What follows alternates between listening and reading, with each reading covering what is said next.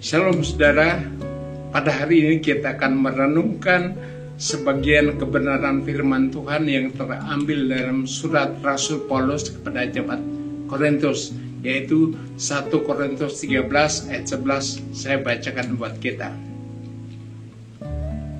Ketika aku kanak-kanak, aku berkata-kata seperti kanak-kanak, aku merasa seperti kanak-kanak, aku berpikir seperti kanak-kanak.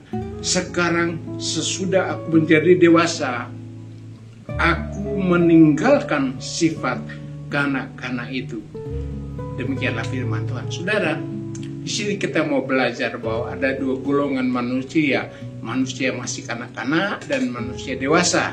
Jadi, saudara, kita berpikir sekarang kita ada di posisi mana? Apakah saya sudah dewasa atau saya masih kanak-kanak?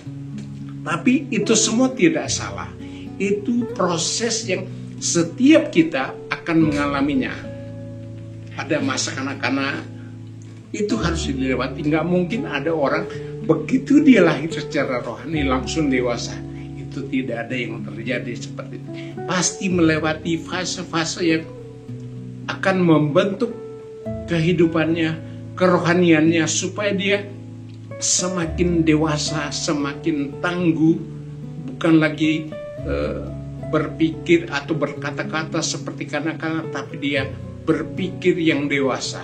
Kita tahu sifat anak-anak itu seperti apa. Dia bahasanya kalau dia membutuhkan sesuatu, waktu masih bayi dia bahasanya seperti apa. Dia menangis, dia nangis. Oh, orang tuanya langsung tahu, oh dia butuh minum susu atau di kelaparan. Dengan bahasa itulah dia gunakan. Begitu juga secara rohani, kita nangis sama Tuhan, itu tidak masalah.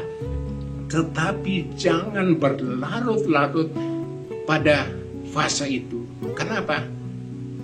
Kedewasaan rohani tidak dilihat dari juga lamanya dia menjadi orang Kristen atau seberapa banyak dia membaca Alkitab.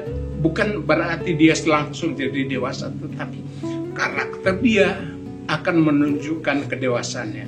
Saudaraku, hari ini kita berpikir bahwa Rasul Paulus pernah mengajar jemaat Korintus yang sangat terkenal, sangat luar biasa. Mereka rajin beribadah, tapi banyak pertengkaran juga. Sehingga pada perikop ini Paulus berbicara tentang kasih, yaitu bagaimana setiap orang mengasihi saudara yang lain.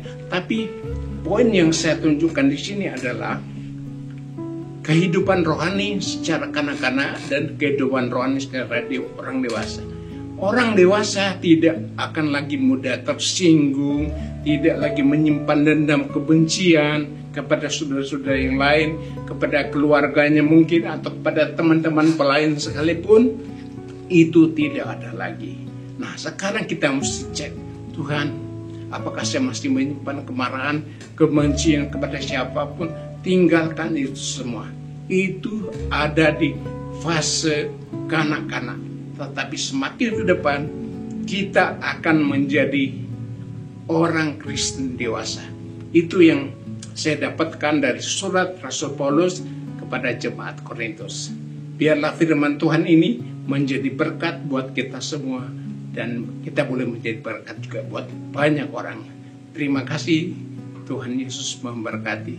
Haleluya. Amin.